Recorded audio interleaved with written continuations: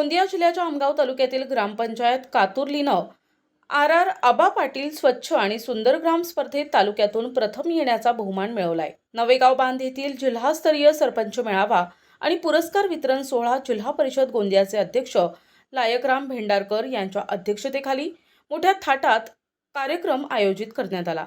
प्रमुख अतिथी म्हणून जिल्हा परिषदेचे उपाध्यक्ष सुरेश हर्षे, मुख्य कार्यकारी अधिकारी एम मुरुगनाथम,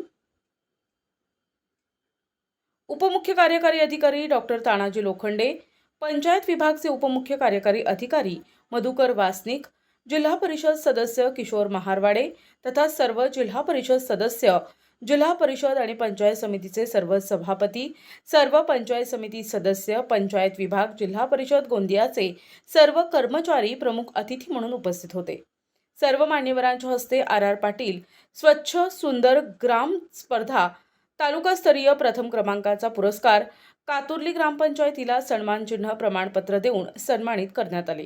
यावेळी आमगाव पंचायत समितीचे गटविकास अधिकारी अरुण गिरेपुंजे, सभापती योगिता पुंड, लोकसभापती सुनंदा उके, ग्रामविस्तार अधिकारी लिंबाजी कुटे, सरपंच छगन बावनकर, ग्रामपंचायत अधिकारी स्वाती भस्मे, उपसरपंच गौरीशंकर पाथोडे तसेच ग्रामपंचायतचे सदस्य उपस्थित होते। प्रतिनिधी राधाकिसन चुटे, NTV न्यूज मराठी, गोंदिया।